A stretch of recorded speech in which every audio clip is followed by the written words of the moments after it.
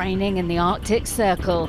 The Merlins and Wildcats of Commando Helicopter Force, along with Apaches, working together in the Norwegian mountains,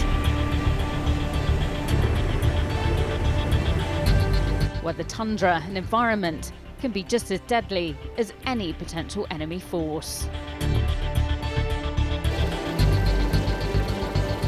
The training we provide here is absolutely essential. It's probably the hardest environment on Earth that we actually operate aircraft in. Is vital to provide the defence of the northern flank that we are tasked to do by defence.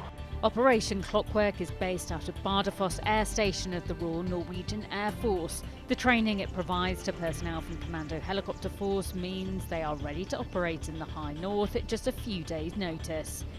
In Norway, CHF has the Merlin Mark IVs from 845 Naval Air Squadron. The primary role is to transfer equipment or UK Commando Force personnel to and from wherever they need to be. Our ethos is we want to get in and get out as quickly as possible in a kind of an exercise or an enemy environment. For us, we don't want to be lingering around, so the quicker we can do things, the better. Obviously, smooth is safe, safe is fast. Additionally, the Wildcats of 847 Naval Air Squadron provide overwatch, ensuring the Merlin's safe passage anytime, anywhere. Here, the Wildcats are using general-purpose machine guns for target training in the mountains. It's all in preparation for exercise Nordic Response, which involves military personnel from 13 NATO allies and partners in the high north. Commando Helicopter Force are carrying out live firing training along with the Mark I Apaches from 656 Squadron. The attack helicopter is on standby to provide aviation strike capability to the UK Commando Force should it be required. Here it's using its 30mm cannon. The Merlins have their general-purpose machine guns on hand should they come under fire. The fact that we get to operate with the likes of the Wildcats and the Apaches, the other operators in the area, is really important because it's not something that back home we get to do very often. So to maximise that kind of training ability, and it's all right flying around a range where you're the only one firing, but when you've got other operators, other things to look at, other things to consider, it's a more realistic environment with kind of the controlled chaos that a tactical environment can sometimes give that we don't always get to see, and is really good to see. More for our rear crew in the back, who, as well as the plethora of other things that they do, they're also our weapons operators. So for the Merlin, they are our main form of defence. So when we're going into a kind of a landing site that's potentially hot, and if we do get attacked, then on the guns from the back can provide that defence, potentially get us out there without hopefully serious injury. So, you know, if we had to use that in anger, it's good to know that those guys have got their eye in. But of course, the aim is not to come under attack and remain as undetected as possible when moving Royal Marine strike companies or vital equipment and stores. The Commando Mobile Air Operations Team provide advanced force reconnaissance, making sure helicopter landing sites are safe, clear of any potential adversaries or geographical hazards. As an advanced force, we were going to search for the recce's, we're going to do the recce's, search for the landing points. We're checking the slopes, so there has to be a certain level. In normal conditions, like UK conditions or NL conditions, it's just flat, and here it's like bumpy, and snow is everywhere, hard snow, ice. So you really have to be provided and get ready for everything. Mayot, as they're known, also briefed the pilots of the general conditions, and with this mission tasking Joint Helicopter Support Squadron, the experts in attaching underslung loads are also on hand. It's a tricky task for these personnel on the ground, and it becomes even more difficult here in the Arctic.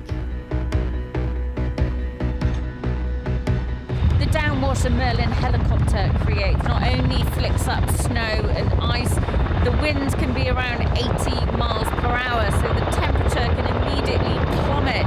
It can be -5 degrees Celsius, and then the Merlin helicopter comes along and suddenly it's -40 degrees Celsius. It's like running in a tornado. You run against the wind, just slashing yourself through the wind. After that you came in a sort of the center of the tornado, and then it's when you get sort of calmed in it. Then you can just do your job, but it's crazy conditions over there, like the recirculation wind. You have to cover all your skin because of the wind chill factor and the cold wind is blowing off the rotor blades. Yeah, you have to be really good in your drills, otherwise you won't fulfill your task. The recirculation doesn't just mean whiteouts and poor visibility for the teams on the ground, but also the ones in the air. Underslung loads is kind of our bread and butter. It's something we do quite a lot at home.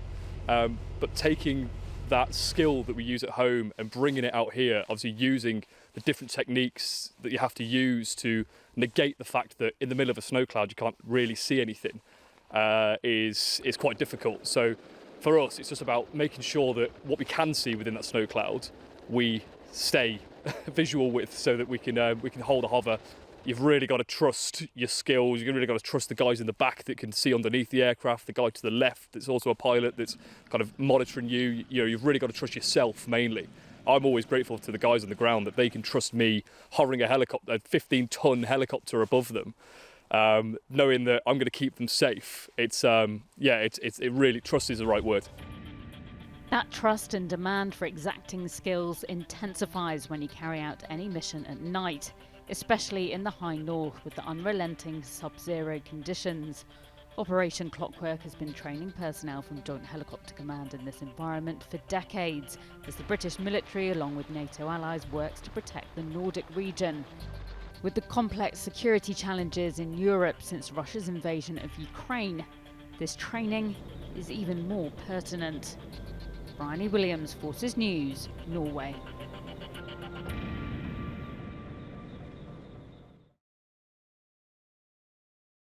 Thanks for watching. For more from Forces News, like and subscribe to our channel.